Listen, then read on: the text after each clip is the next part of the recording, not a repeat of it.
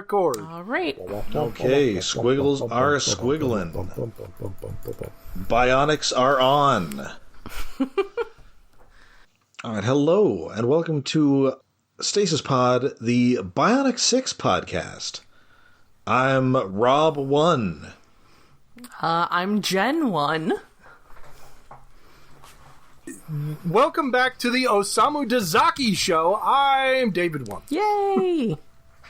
And yes, we are between seasons, which means we are delving back into the weirdness of past animation. And in that case, as a tribute to the late, great Ron Friedman, writer of Transformers the movie and creator of this TV show, we are watching Bionic Six. Which takes some work these days, apparently. Yeah, they've whoever owns this has really scrubbed it from the internet. A few more steps than usual, but not really. Yeah, because for a while it was on, like so many other things, just all over YouTube. Mm. Thankfully, we still have archive of things to look at. Yay! But... yeah, the Internet Archive is once again doing the Lord's work here. Yeah, the quality ain't great, but it's good enough. Yeah. It's watchable, but yeah, it's kind of painful. But yes. Yeah, it's not like having to go to Daily Motion where it's flipped and twisted at an angle. And sped up slightly. The audio quality is way off, yeah. And so, had you guys ever seen this before watching this? Yeah. I grew up with it. Okay. Well, basically, when did it air? 87. Yeah, it was after Transformers. Okay. I watched this. Jen? And watched some of it again when it was on Sci-Fi Channel. I definitely watched it as a kid, and it's one of those where, like, the hook of the opening theme is forever stuck in my head. But it's one of those where, like, I couldn't really tell you details about it, but I can pick out the figures at a flea market. But I did watch it as a kid. I just don't remember a whole lot about it, because I didn't watch it much later. There's a handful of episodes I remember. Mostly one of them for the ending alone, which is ridiculous. But, yeah. This episode I did not remember, though. When was this on Sci-Fi? I have never seen this. Never in my life have I seen this. Not even once. Never. Not once. Even vaguely aware of it. I think I remember, like, seeing the figures in, like, an old issue of Toy Fair, but that's it. Mm-hmm. Nothing. Mm-hmm. But it turns out it has a very impressive pedigree. Yeah. Yes, it does. All right, David, why don't you tell us about about its chief supervising director, Osamu Dezaki. Yes, Osamu Dezaki, which, well, this will be truncated. The first time we did something about him, it's like a movie or something. Or whatever. Like, I did a big spiel about him. We were doing Mighty Orbots. Well, the last time we talked about him... yeah, it was probably the first Mighty Orbots one. And he was also a creative consultant on Visionaries. Yes. Yes. Okay, so he's come back a bunch of times. Yeah, he came up in that. Okay, so... in the 60s, the dawn of Japanese animation... The dawn of time. Yes. Osamu Tezuka was, like, the Astro Boy guy, and, like, basically, for a while, like, every anime was either from him or a ripoff of him. Mm-hmm. And one of the people who started working under him on Astro Boy was Osamu Dezaki. Mm-hmm. Like, first name, no relation at all, just similar names. And at one point, like, they called him Osamu-chan, which annoyed Tezuka. It was like, no, don't call him that. Just he's another Osamu. I don't care. It's fine. Two people can be named Rob. Dezaki cut his teeth on Astro Boy and then moved on to Ashita no Joe and Aim for the Ace. That's Gunboat. Anyway, a tennis anime, the thing, and other stuff. Like, lots of stuff that did not ever make it to America that he worked on. Mm-hmm. Except for the things he worked for America, Bionic Six, Mighty Orbots, and something else. Well, anyway, I mean, there was definitely a long time when the only stuff that really made it to the U.S. from Japan was sci-fi and sci-fi adjacent stuff. Well, weirdly, yeah, he and was most of the stuff was boxing or tennis or various. But the other stuff was still things. being made. It just wasn't being exported to the U.S. or imported by the U.S. Well, notably, he was also the animation director on the old Frosty the Snowman Christmas special. Oh, yes, he did some of those things. He got around a lot in weird things. Happy birthday. It's a classic. And Blackjack and a bunch of movies and things. Oh, and I have gas. So this is agitating me. Oh, goody.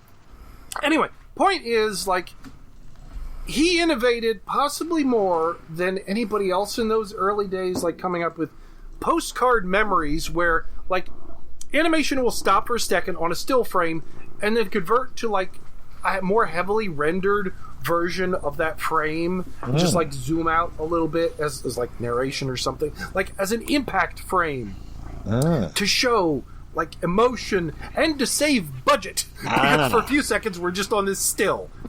Yeah, that's one thing. So many of his innovations were either because he loved film and he was trying to bring filmic language more into anime, because anime started it was more let's just copy the manga. But he was more okay, let's do that, but let's also bring in zooms and pans and foreground stuff from live action stuff. And also the cost-cutting maneuvers, panning over a still frame, that's multiple panels long, to save animation. Animation shortcuts to cut the budget ended up being really good stylistic things when used at the right time, and he was so good at that. And unfortunately, he died really early at the age of 67 because he was a heavy chain smoker. Ooh. That'll do it. Like a lot of animators of the era. They worked themselves to death, or they just had bad habits. Or both. But anyway, yes, he was the head supervising director for this. Not that you feel a lot of his imprint on this episode, because there's no postcard memories. I did feel that this was more nicely animated than a lot of contemporary shows. Yeah, most stuff other than Bionic Six. Mighty Orbots Visionaries looks better. Mm-hmm. Visionary, yeah, this is Visionaries. It's better animated than you would expect for a boring Saturday morning cartoon. And this was in syndication at the time, so. Yeah. And this also had a notable Japanese character designer, Nobuteru Yuki. Wait. Looks like he was the Escaflowne guy. Oh, that's cool. He likes long ski slope noses. A show that I definitely remember watching because it was on after Beast Wars. Yes. And I spent a lot of time wondering, okay, so what is an Escaflowne? I have no idea what's going on here. An Escaflowne. With the Escaflowne. We were very into anime at the time, and we weren't really picky about what we were bringing over. This is got a giant robot in it? Okay. It's that cartoon with the caveman, the kid caveman. Is there a kid no one knows what I'm talking Escaflowne? about, but there's going to be one person. No, I mean a different anime. Wait, was it Crow? Was it Flint the Time Detective? I think it might have been something like that. Yes, something like that. I had a little pterodactyl plush from it. Time-traveling caveman anime. Okay, no, I'm just thinking of the cartoon Crow. Which I don't believe was... No. Oh, that was a Canadian show, wasn't it? I'm just thinking of weird anime that came over at the time. No, I think it was the Children's Television Workshop. Oh. Anyway, so Bionic Six. For starters, we're opening off with a theme song that is A, incredibly catchy, and B, seems more like the theme song for a sitcom. I mean, they are a family. Yeah, it's got 80s sitcom vibes, kind of. I mean, a lot of your big 80s theme songs are very rockin', got a guitar solo in there. We're definitely playing this over upbeat and might describe what's happening in the show. There'd be stuff that would be painted on the side of a van. Mm-hmm. Your Jason the Wheeled Warriors, your Thundercats, that sort of thing. Whereas this does kind of seem like it escaped from TGIF. Yeah, I could see that. Something coming on after Full House. We are family. Fight for them. Fight for me. I mean, like I said, Close as we can be. it's got a family. High in the mountain, deep in the sea. Which is... Bionic Six. We're all together, we fight for right. Bionic Six. We are so proud to be a super future family. A family brought together by fate and given superpowers through the miracle of modern science. Bionic Six. We're all together, we fight for right. Super future family. And we're so very proud to be Bionic Six. I feel like is sort of what's bringing it to sitcom territory. Yeah. Yeah. I mean, it is about a family. Like, this could have been like a live-action thing that was on after, like, Full House and before Family Matters. It's something Small Wonder adjacent. I mean, and Oh god, I have to dig up an episode of Small Wonder to subject people to at some point. Oh, no. It's not good. in fact, the opening, they've kind of got the family in, like, the Brady Bunch boxes. Yeah. It's the story of a man named Brady who was, I guess, rebuilt into a cyborg. It's like a Brady Bunch $6 Million Man crossover. Well, apparently, Ron Friedman said the idea was, what if the Bionic Man marries the Bionic Woman? They need some other things to be the Bionic Six. So I gave them a Bionic pet. I forget what the name of it was, which was a gorilla, and then 2 kids. But in fact, There's 4 kids. So we... Yeah, like, 2 of which are adopted, clearly. the concept of this show is so easy to get. Like, you just look at it as like, the word's bionic, and you see the dad and the mom, it's like, oh yeah, I know what this is. If you grew up in the 80s anyway, watching reruns. Yeah. So you got your mom and your dad. You got Helen Bennett. He is Bionic One, and she is, unfortunately, Mother One. Yeah, the code names ain't the greatest. Even though she can, like, see the fucking future, so I don't know. Yeah, man. She's like clairvoyant. Yeah, Psychic One or She something. should have a more impressive code name. Yeah. I don't know how you get that from Bionics. That seems like a different category of ability. Yeah, did she have that originally? Was she a precog before the Bionics? I think it's called the Bionics, and then they've got 2 like biological kids. You got Eric, aka Sport One. I never actually remembered, like, did they make it clear that the 2 white kids were theirs? Yeah, the 2 white kids. So you got Eric, who's Sport One. He's like the jock. And you got Meg, who is Rock One, and she is like your hilarious, like, new wave teenager. Mm-hmm. She's got always very using, like, hilarious future slang. Boom, boom. Yeah, she's got a little bit of like Boom Boom from Marvel kind of vibes, except less of a ruffian, slightly less of a ruffian, but that kind of character. You got JD. AKA IQ, I guess because he can't be IQ 1, because that means he'd be really stupid. That's a good point. Yeah. Yeah, at least he has a more interesting code name. Yeah, he's super strong, and he's also super smart. And then you got Bunji, who is, unfortunately, Karate One. Yeah. Because he's Japanese. Yeah. I don't think Bunji is an authentic Japanese name. Well, apparently it's fully Bunjiro. Well, I think Bunji but it's apparently short. It's apparently short for Bunjiro. Bunji. Okay. All right. I mean, enough Japanese people worked on this at a high production level that Yeah, somebody There might is have. I will allow that if it was a problem, they would have pointed it out. I think I've heard it before, but it is very uncommon, I think. So apparently they were like, poet or so something? they were already a family, and they were on like a skiing trip in the Himalayas, and then they ended up like trapped under radioactive snow and put into a coma. Sure. So they were Hanging out with so they Snake were Eyes. Yeah. So they were bionicized by Dr. Amadeus Sharp, who is the Dr. Bowtie we see later in this show. Well, you can tell he's a smart guy because his name is Amadeus. That's right. And so he's voiced by Alan Oppenheimer, Skeletor himself. Yay!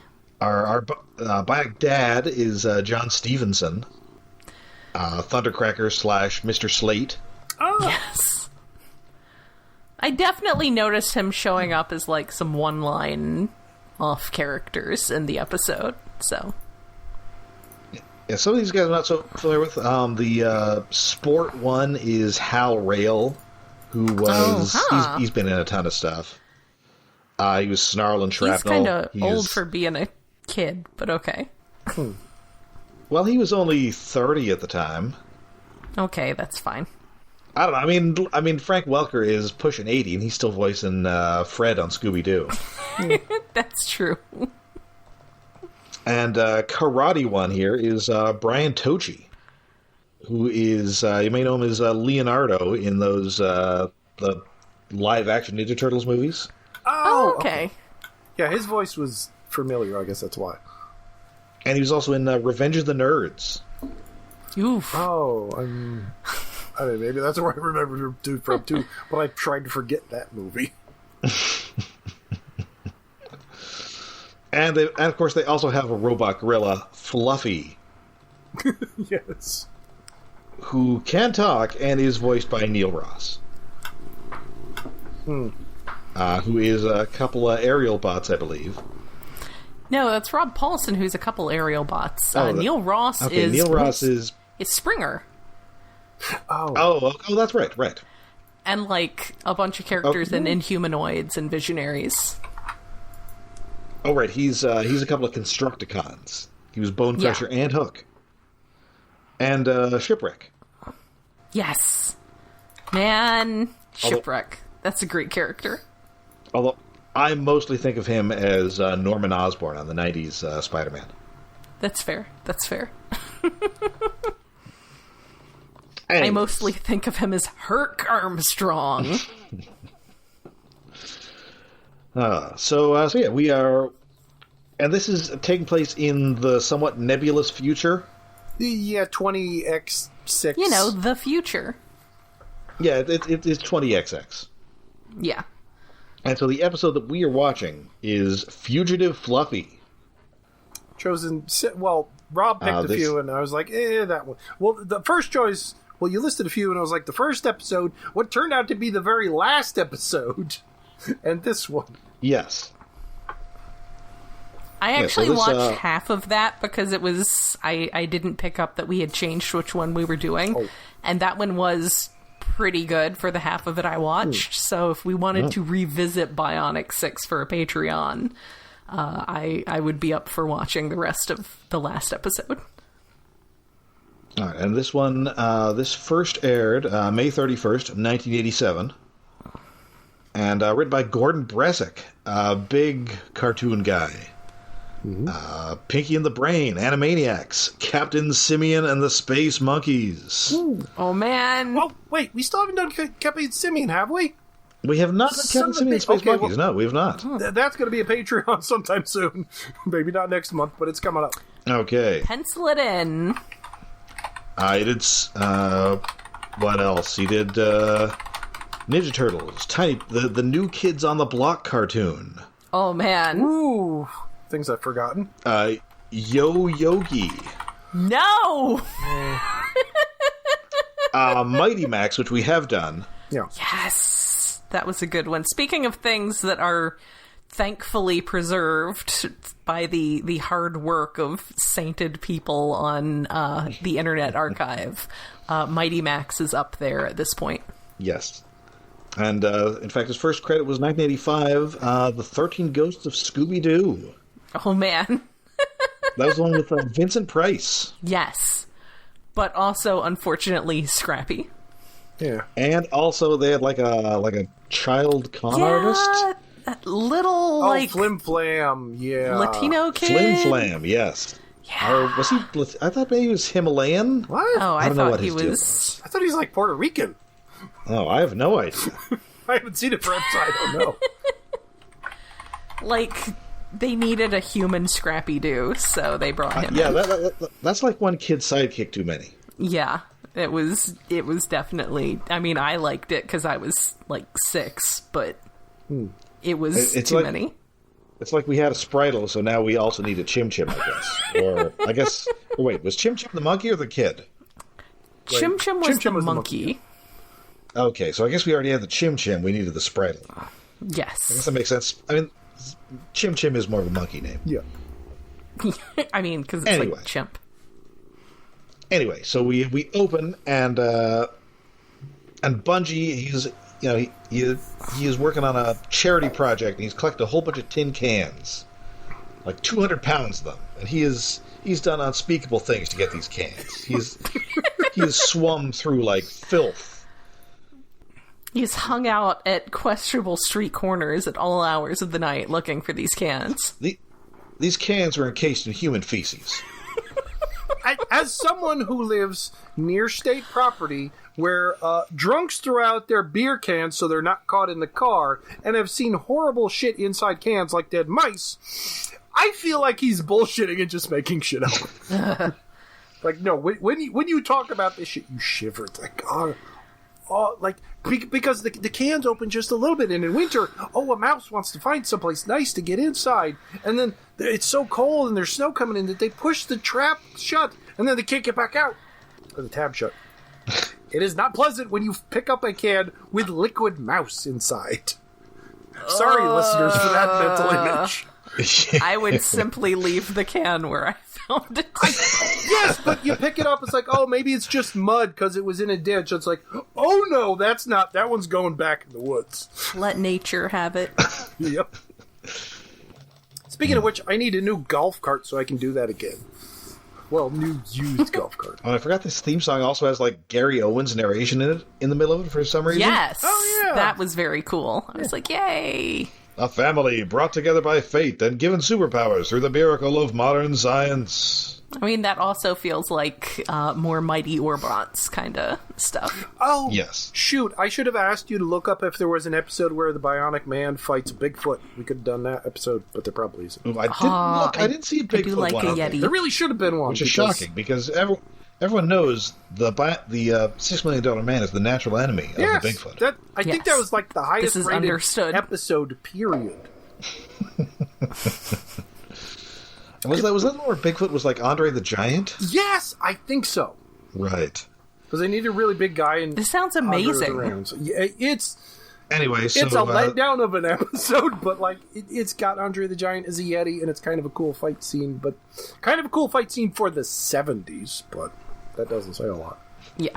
So Meg is just kind of hanging around and dropping like her hilarious 80s/2080s slang here, which is because ultra impossible, ultra gear, which I feel is like slang that would still work these days. Ultra gear, because it's just saying ultra to everything. No, these days we're doing the 6-7 and the skibbity and mogging and gooning and all kinds of nonsense. There's as a guy who kind of likes to follow like how slang evolves. This most recent wave is annoying the I don't want to hear teenagers talking about gooning. That's not appropriate. Well, because gooning means like 5 different things, and it's funny, like, guessing which one. Because you always assume, like, ooh, a henchman. Ooh, boss, we're gonna goon. Oh, look how... Oh, boss, it's the bat! But, like, there's just a wave of, like, white people making up new stupid... Mogging. I don't know what it is. I don't want to know what it is. It's not good. It's not good, and it doesn't come from a good place. No. Anyway, it turns out that Fluffy, he's can-maxing. He's in his aluminum era. He's just on the couch, chowing down on these cans, and watching his favorite TV show, Cycron the Great, which is... It looks like it's like a fake Voltron. Yeah, but... yeah, it's very Voltron-y. It's Voltron... Like, kind of vehicle Voltron-y. Bionic, or, damn it, I keep confusing the two... Mighty Orbots, in that it looks like it's a robot made up of 5 or 6 other robots combined together, but we don't see it separate because, as we find out later, it's a guy in a suit because it's tokusatsu! Yeah! Yeah, I thought this was a cartoon. Yeah. Yeah. I mean, I guess that's what you would assume because you're watching a cartoon, and Anyway, the robot is also imploring. I assumed it was a cartoon because it was a super robot in America in the 80s, whereas America did not get the live action ones until the 90s. But okay. Yeah, this is before the Power Rangers happened. It is. Yeah. I mean, but that was happening in Japan, so it just feels like it's a cultural offset more than being super weird. But maybe in the cartoon universe where they live, the cartoon robots are are done by other cartoon people in suits. It's the future of this cartoon, which is our present. Maybe that's it, is it was so forward-thinking that they just assumed that eventually tokusatsu would catch on in America. Yes. Well, also, okay, here's the weird thing. When they pick up later, in the middle of the episode, a license plate out of the garbage, like, why is there a license plate in the garbage? The license plate is from Kansai, a place in Japan. Does this show take place in Japan? But it was an American-shaped license plate. Does Japan have different shaped license plates? I don't think so. Is it I don't like know. I thought they had long ones like Europe, but I guess not. Is it like in the Canadian territory of Nunavut, where the license plates are shaped like a polar bear? Ooh. Is that real? That is actually true.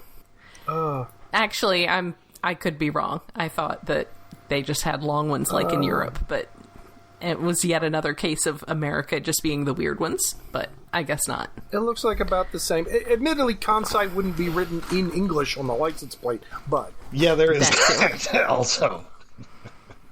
Yeah, it looks like they're the same size and shape as ours, I think. Oh, and of course I scroll down and I find one that's shaped weird. It's like, what the fuck? Oh, I guess they have decorative license plates too. It does feel a little bit Bunji... like the I believe Donald Glut written episode of GoBots called Destroy All Guardians, where it kind of feels like the writer is just showing off how much they know about much cooler Japanese culture. Yeah. I wasn't aware that Glut was also a Japanophile, but that makes sense. It do. At least the kaiju stuff. I mean, that's a culture that also appreciates dinosaurs and sexy babes. Though I'm pretty sure in that episode there's also a, I think it's Dr. Tatsunoko.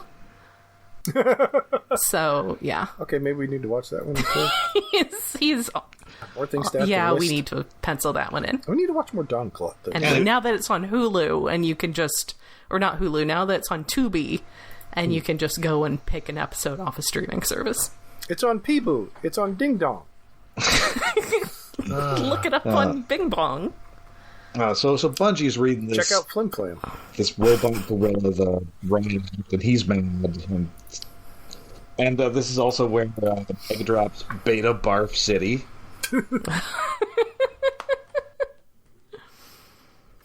So he decides that he is going to run away. Yes. They were mean to the robot monkey, and he's going to run away. Yes, he's going to run away to the studio where they make Cycron the Great. Well, because at the end of the episode, there was a big thing about a Cycron charity drive at the TV station. Yes, the charity drive. That's how he finds out, because, Karate 1, Bunji is talking about, he's giving the cans to the charity, and then the monkey sees on TV, the charity drive is with my favorite robot. I will go to the robot and ask for help charity, because I fucked up. How do I help charity? But then it turns out that one of our villains is also at the studio, the mechanic. Oh, with a familiar voice actor.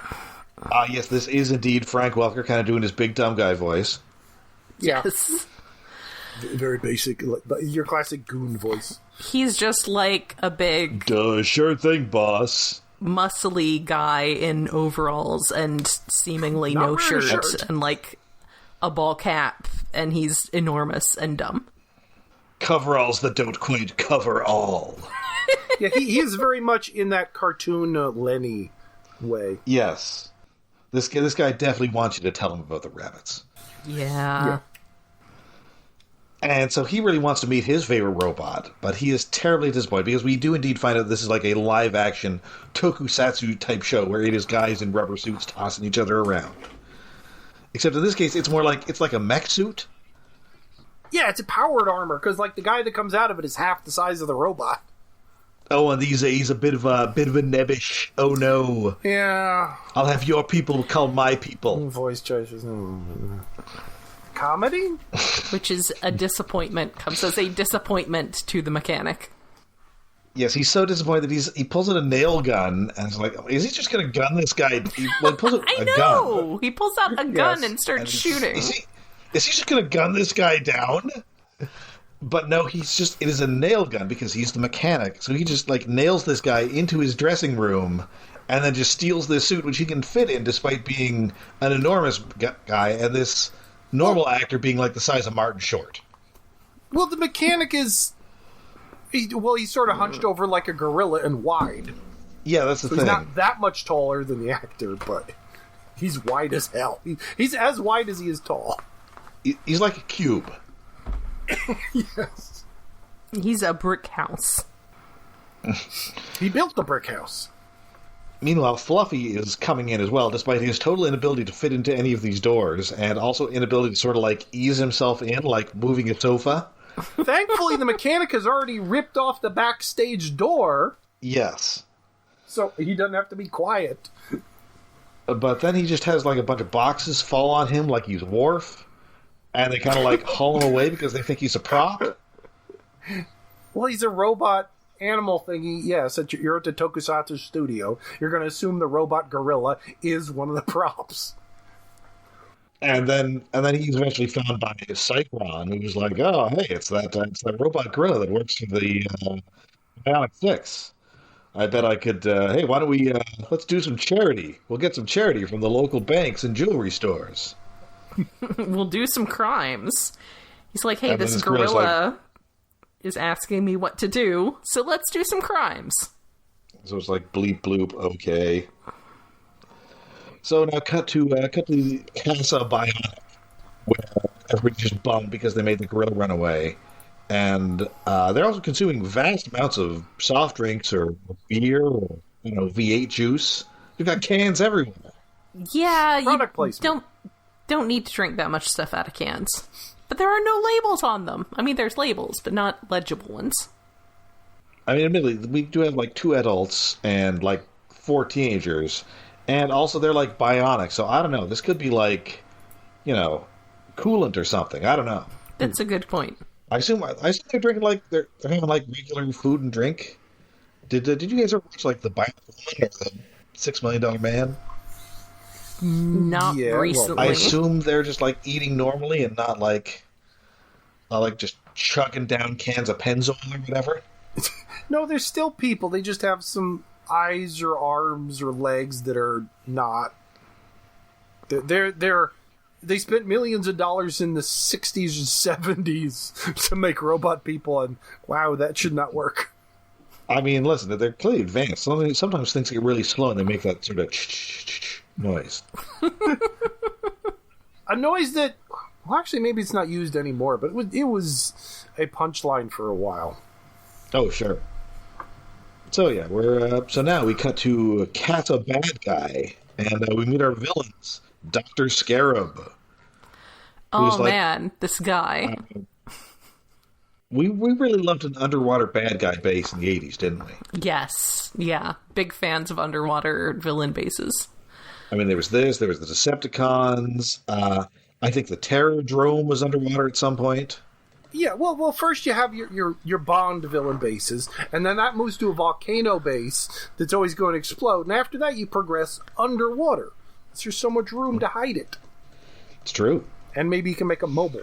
Yeah. And then you can sell like a toy submarine. Yeah. Everybody loves a submarine. So this is Dr. Scarab, who is really, like, apparently he's like an actual medical doctor because he's got like the head mirror. Yeah, and the white coat. Well, white vest. What he seems like to me is like a cross between Dr. Hiss from Botsmaster. If you remember that guy. Of course. Like the villain doctor guy from Botsmaster and Baron Harkonnen. Oh, yeah. Definitely with the... I mean, he's definitely less grotesque than Baron Harkonnen. Yeah. But he's got the whole evil doctor thing going, but he's also got a floating chair and is very large and has distressingly red lips. Yeah, I was thinking like Dr. Mindbender in there somewhere. Maybe. Yeah, his character design's kind of weird. And voiced by Jim McGeorge, who we recently heard as Bort on The Mighty Orbots. He sounds really Ed Asner-y, though. He is doing like an Ed Asner thing here. Like, I genuinely thought it was Ed Asner. And he's got a whole bunch of bionic guys who we don't see in this episode. There's like... Except we see a second Except one. for the Glove, who is... welcome back to the show, Frank Welker again. Yeah, we're voice actor budget's a little low this week. We're just hiring Welker for 2 guys. Yep. This guy is... Why is he Rogue Trooper? He is 100% just Rogue Trooper. From, 2000 AD? Which is a thing I never noticed because, yes, if I've seen pictures of Rogue Trooper before, but never at the same time I was thinking about Bionic 6 to put it together. Yeah, if you are at all familiar with the 2000 AD character Rogue Trooper, this guy is literally just a purple guy with no shirt and military pants and a military helmet. I'm like, why is Rogue Trooper in this? Yeah, he's a different shade of purple. Like, Rogue Trooper's more of a blueberry purple. I mean, that's going to vary depending on your colorist, so... But yeah. And this guy's whole deal is that he's got like a special glove. There is no other like it. He's got like a whole bunch of stuff that zaps out of it. Yeah. And also, he's using like stock Welker bad guy voice number 3, the guy who's like kind of smart, but not the smart guy. Yeah, he's the Starscream-ish of this series. Yeah, I mean, I've definitely heard Welker use this voice before. I can't place where. Yeah. It's definitely kind of the Sing voice he's dubbing over George C. Scott with in The Rescuers Down Under. Ha. He needs to be, like, deeper and gruffer if he's going to go around looking like Rogue Trooper, but okay. Yes. Or possibly British. Possibly British. So he's like, where is the mechanic? None of our stuff is fixed. Because apparently the mechanic is literally the mechanic. Yes. For these bad guys. It's his job. They just don't bother knowing his name. And also, how is this guy Dr. Scarab, and he is in no way either Beetle or Egyptian themed? He's not. His symbol is a scarab that he wears on a chest and makes all his henchmen wear. Right. That's boring. A green scarab, but that's it. It's Right. insufficiently scaraby. And reading the wiki, I just realized, which something I forgot, because apparently it never comes up, he's the brother of the good guy scientist. Yes. So it's like even crazier than like Dr. Light and Dr. Wily nonsense. Mm-hmm. Wait, are they brothers? No, they're not. Oh. I'm just saying, it is crazier than that. Oh, okay. They were just research assistants together, not brothers. At least as far as I know, I don't think they've ever been brothers. Okay. I mean, I'm not up on my Mega Man lore, so that could be. You could have just told me that they were brothers. I would have believed it. I mean, well, no, they didn't have to be brothers because it's copying Astro Boy. And they were not the good guy and the bad guy, or was it Dr. Wright? No. Who was the good guy? I can't remember. and there's the two scientist Astro Boy brothers in Gal Gaigar, but the quote evil one of those is really just American. Yes. He's not evil. He just has his own set of priorities and intentions because he's American. So so he sends out Glove to find out what's going on here, and we cut back to our bionic pals, and they're talking with the man who created them, Dr. Bowtie, and he's well, yes, you need to follow the ozone trail to find him, because it turns out he's also engaged in like a crime spree across the city. Yeah, you might want to go pick him up. Yes. Yeah, so cut to this, like, gala dinner. Like, this is like a very accurately boring, like, dinner honoring some, like, local business leader. Mm-hmm. Oh, yeah, because, like, the crime is, like, they were going to steal money to buy puppies because Mechanic wanted puppies. Yes. And they find the license plate while they're rummaging around for ideas. And like, he says something at the beginning of their crime spree about needing to find puppies with charity needs. And I'm like, okay, buddy. Yeah. Okay, and if I had a nickel for every time a mechanical gorilla was involved in a theft, I'd have more than one, but I'm not exactly sure how many I'd have. I know it's happened at least once in tokusatsu that I've seen. Oh, I thought you were going to say it happened on Beast Wars. I was thinking Hanna-Barbera. I mean, it probably has happened there, too. It's weird that it's such a recurring thing. It's like bank robbery, robot gorilla. They go together. Or monster gorilla. I mean, what this had me think of was the Filmation Ghostbusters. Yeah, that also has a gorilla. Seen all of in recent years. I don't... No, they did not have Tracy the gorilla steal from a bank in that show because they only had 2 fucking sets. No, 3 counting the graveyard. They had the office, they had a castle, and they had the graveyard. That was it. Every episode. Oh my god. Jesus Christ. That is crazy. I was thinking about the cartoon. Oh, I don't remember the cartoon. Weird shit. It might have happened there. I'll see. I've only seen the cartoon. I've never seen the live-action show, and I was until a few years ago. I'd never seen the live-action one, other than I clips. guess I was a sufficiently slow-witted kid that I thought it and the real Ghostbusters were like the same show. Oh, I mean, when I originally saw it, I think I might have thought they were related, but then it became clear they were not. I don't think I was even aware of the Filmation one until I was old enough to like be aware of the animation industry and heard something about it. Like, I don't think it ever came up on anything I watched. Yeah, see, so just like there were some of those real Ghostbusters that were like the guys from the movie, and there were some that were like Slimer hanging out with kids. Yeah, well, yeah, that too. Actually, did I see much of... I'm not sure I saw it by the time I could be in Slimer and the Kids. And then, so I thought there was just like a third group of episodes that were just like these 2 guys and their gorilla. You know, normal stuff. Because, I mean, they're all Ghostbusters. It must be the same show. I'm sure there's got to be an episode of Magilla Gorilla where he's convinced to rob a bank. Yeah, it just keeps happening. Possibly also Grape Ape. Oh, definitely Grape Ape. Anyway, Fluffy does have a great line here where he's like, my sensors detect this is boring. I like when they rob the charity event, the mechanic gives him this big, like, comical large brown sack and calls it the charity sack, the official charity sack. That's right, the charity sack. Yes, put the money in a charity sack and no one gets hurt. Because the mechanic is stupid, but he's also smarter than a robot gorilla.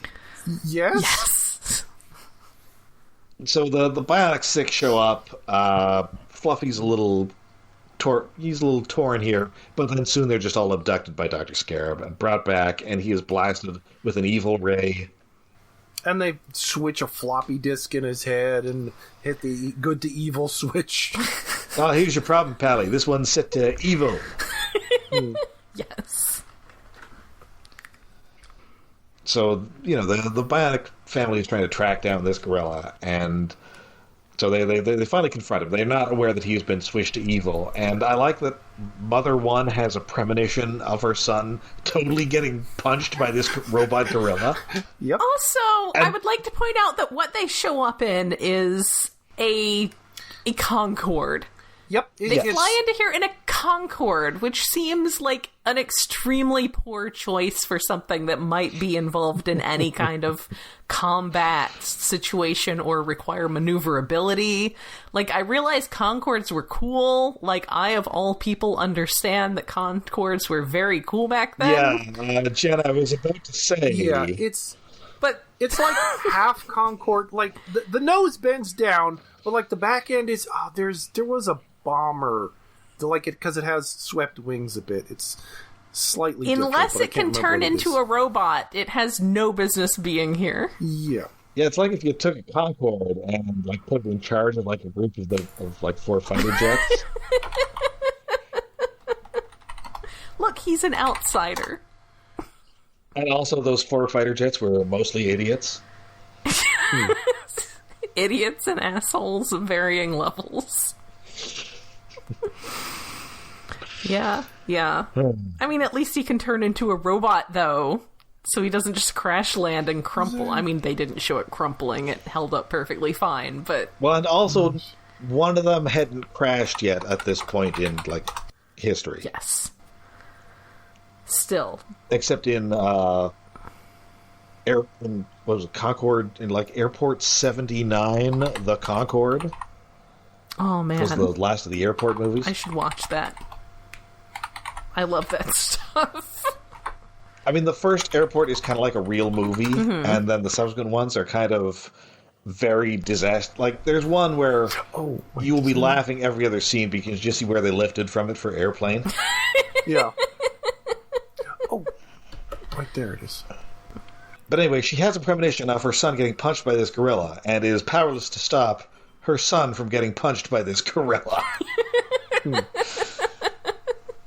And, like, everybody's trying to stop this gorilla, and it's not working. And they're doing this in a junkyard. They have crashed into a junkyard, so of course there has to be a moment with a car crusher. Yes. A junkyard with many things, including a space shuttle. Yes. Well, it's the future. Sitting in the junkyard. Well, it's the future. You know, we're just tossing those things away. We don't need them. And I guess they have, like, a regular form and a bionic form, and they have, like, secret identities. Yeah, secret identities, it sort of makes sense. The fact that the bad guys don't identify them by their secret identities, when all they do is change clothes, they don't wear masks or anything, is kind of stupid. Yeah, that's silly. Because he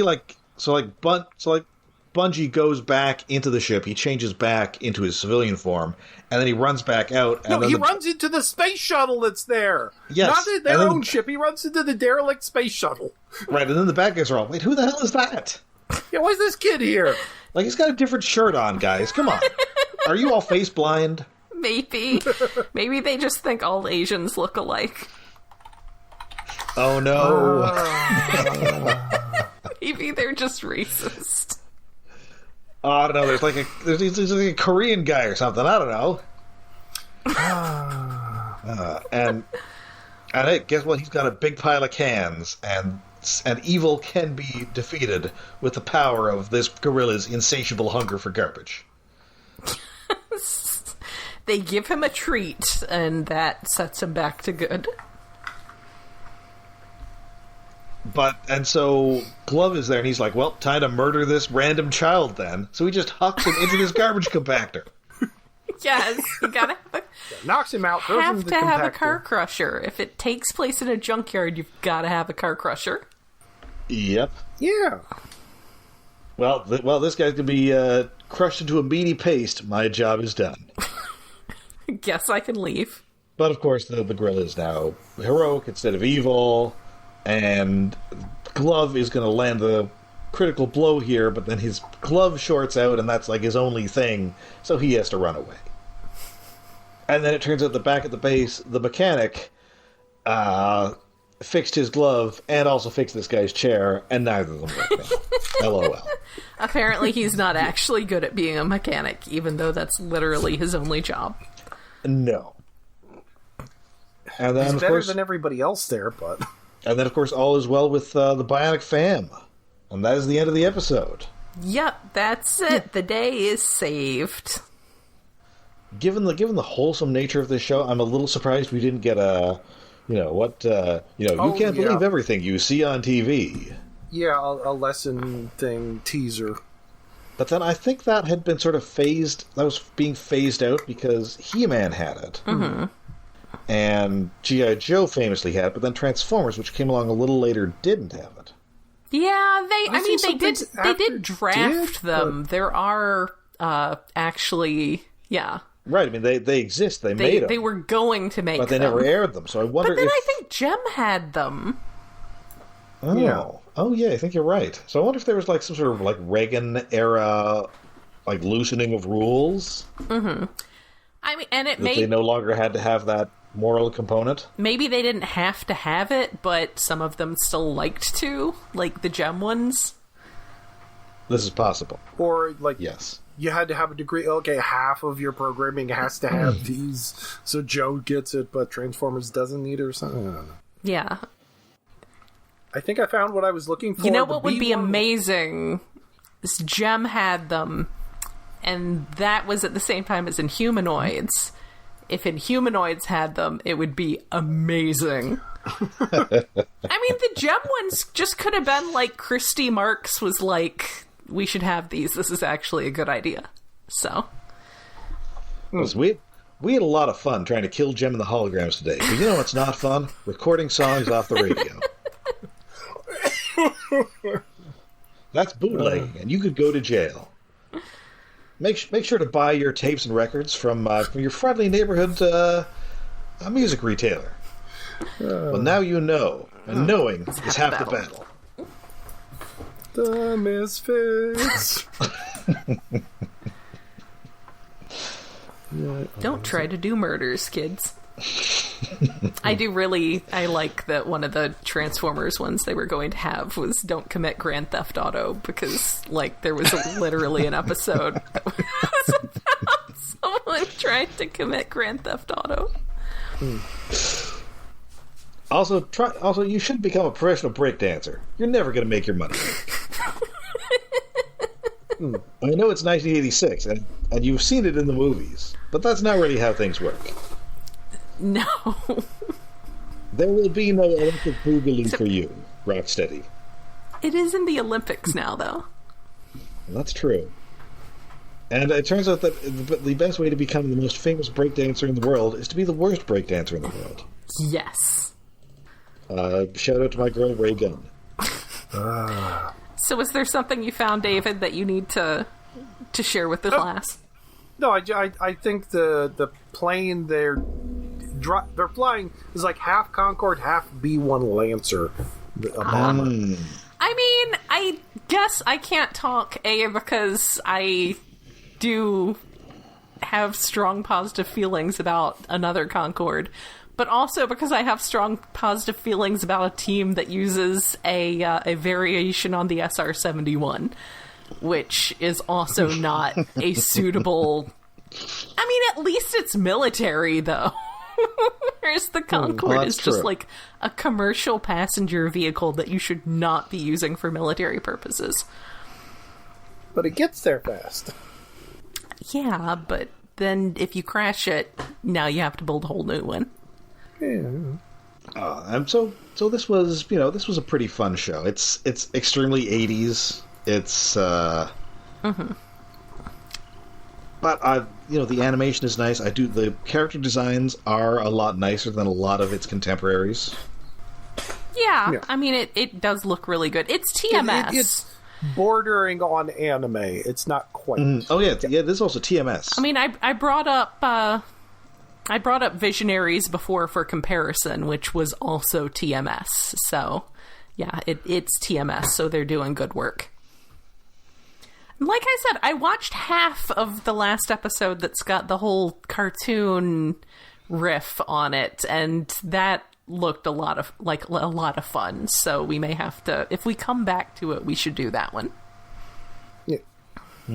Or we'll do the episode that I remember most, the one I caught multiple times, so it's stuck in my head. And I love it involves a time travel gun or some nonsense that brings past and future versions of Dr. Scarab, and they all try to work together, but because they're all Dr. Scarab, they're fighting against each other. And it's amazing. If only for, the line at the end, the current Scarab wants to kill the old one or something because he's fucking shit up, and then the kid version is like, well, I'll just kill both of you. It's like, but it's like killing yourself. It's like, I'll just grow up to be somebody else. Yeah. It's like, fuck, man. Show you. That's crazy, but genius. So yeah, that was, like I said, So David, when was it on Sci-Fi Channel? Sometime in the 90s, question mark? Okay. I mean, I was somewhat limited. I think it might have been early. Because I was recording Robotech and Transformers off Sci-Fi Cartoon Quest in the mornings when I was in school. But I was somewhat limited by the availability of VHS tape resources, so I may not have extended to also recording Bionic 6. They were showing a lot of marionette stuff at the time, too. Yeah, Sci-Fi Channel sometime in the mid-90s, the internet is telling me. Because the version on Archive has the Sci-Fi Channel Planet. I saw that. So I wonder if it was like after they stopped having G1. Maybe they moved to probably Bionic 6. They ran out of other stuff. It's like, yeah, that'll do. That's sci-fi. That's good enough. I mean, it is good enough. We've run the Bionic Man on this channel. Let's have the cartoon version. Yeah. That isn't officially the cartoon version. I just didn't remember that being part of Sci-Fi Cartoon Quest back when I was recording G1, but it was probably just a year or two after that. So yeah, it was fun. Yeah. All right. Well, thank you again for tuning in to Stasis Pod. We'll be back next week. We're heading back to school for Rescue Bots Academy. Yay! We have one more season to be spared before I have to deal with the thing that I really hate in Cyberverse Season 3. Uh-oh. Oh, no. What could it be?